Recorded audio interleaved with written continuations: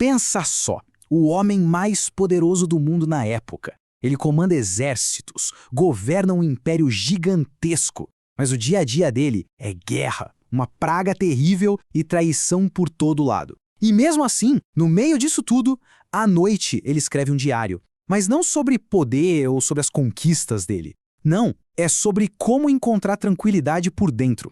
Esse homem era Marco Aurélio, e o diário secreto dele, que a gente conhece hoje como Meditações, é tipo um dos manuais mais incríveis já escritos sobre como ter paz de espírito. Essa é uma das anotações que o Marco Aurélio fazia para si mesmo. Pesado, né? Parece até meio chocante. Mas é aí que está a essência do pensamento dele. Uma autoanálise totalmente honesta, sem filtros. Ele não estava sendo pessimista, não. O ponto dele era se lembrar de separar o que ele era de verdade, a mente, a razão dele, do corpo, que é mortal, e de todo o caos que acontecia do lado de fora. Para a gente entender a fundo a filosofia dele, a gente precisa ter uma noção da pressão que ele vivia. O reinado dele foi qualquer coisa menos tranquilo. Ele estava lá liderando exércitos nas fronteiras, lidando com uma peste que matou milhões e ainda por cima sobrevivendo a conspirações políticas dentro de casa. Quer dizer, ele tinha todos os motivos do mundo para ser um cara estressado, irritado e totalmente infeliz. E é aqui que a coisa fica interessante. E é a grande questão que as meditações respondem. O segredo dele não era tentar controlar o mundo caótico ao redor. Porque vamos combinar, isso é impossível. A grande sacada era focar na única coisa que ele realmente tinha controle. A própria mente. Beleza, para a gente mergulhar nessa sabedoria toda, vamos seguir um caminho em 4 partes, explorando as ideias dele. Primeiro, como dominar o mundo interior. Depois, um guia para lidar com os outros. Em seguida, o que ele chamava de a visão do alto. E, por fim, a lição final de tudo isso. Então, vamos lá. Primeiro ponto. Dominando o nosso mundo interior. A grande metáfora aqui é a de uma fortaleza, a cidadela da mente. E o conceito central para proteger essa fortaleza é o que ele chama de daimon. E olha, calma, não tem nada a ver com demônio, tá? Para os gregos, o daimon era basicamente a nossa capacidade de raciocinar, a nossa bússola moral interna. O objetivo da vida para ele era manter essa bússola, esse princípio regente, sempre puro, sem deixar que dor, prazer ou o caos externo tirassem ela do eixo.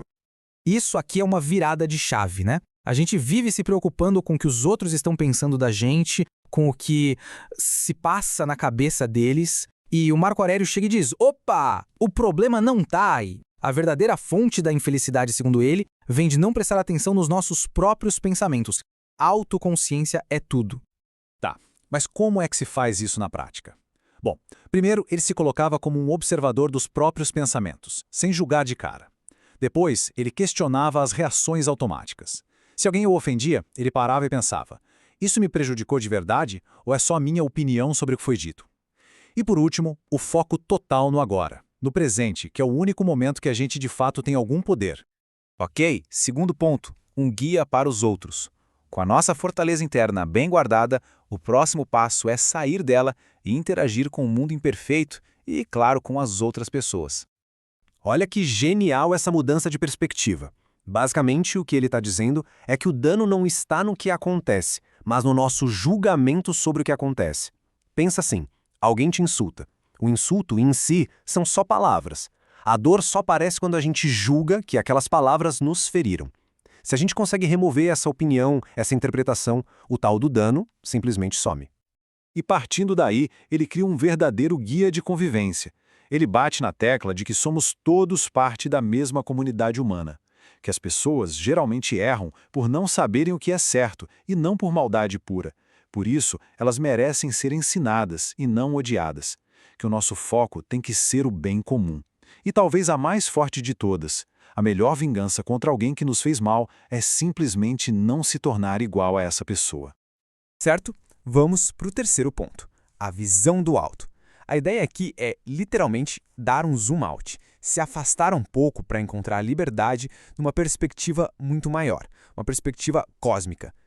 Ele vivia se lembrando de como o nosso mundo é minúsculo na imensidão de tudo. O Império Romano, que para todo mundo parecia o centro do universo, para ele era só um pontinho. E o objetivo disso não é fazer a gente se sentir insignificante, pelo contrário, é colocar os nossos problemas em perspectiva. Ele também meditava muito sobre como tudo é passageiro. A vida humana, que para nós parece tão longa e importante, na verdade é só um piscar de olhos entre o nada e o esquecimento. E de novo, pode parecer meio mórbido, mas a intenção por trás disso é libertadora.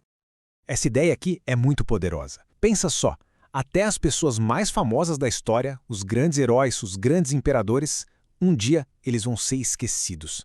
A fama, a reputação, a memória, tudo passa. Refletir sobre isso tira um peso enorme das costas, né? Aquela ansiedade de ter que construir um legado eterno, de ser lembrado, isso tudo perde a importância. O que importa é viver bem aqui e agora. E aí fica a pergunta que essa visão do alto nos força a fazer. Aquela ofensa boba no trabalho, aquela preocupação com o que os outros pensam da gente, olhando da perspectiva da imensidão do tempo e do espaço, será que isso importa de verdade? Essa perspectiva cósmica tem o poder de nos libertar dessas preocupações pequenas. E finalmente chegamos à quarta parte, a lição final. Depois de toda essa reflexão sobre a mente, sobre os outros, sobre o cosmos, o que é que sobra? O que realmente importa no fim das contas? E o ponto crucial é esse, direto e reto. Para Marco Aurélio, a filosofia não era um debate acadêmico, não era para ficar de papo furado. Era um manual para a vida, para ser colocado em prática. Ele nos deixa com essa instrução final que é poderosíssima. Pare de discutir sobre como uma pessoa boa deve ser e simplesmente seja uma. A questão que fica no ar, então, não é se a gente entendeu as ideias dele, mas se a gente está disposto a vivê-las.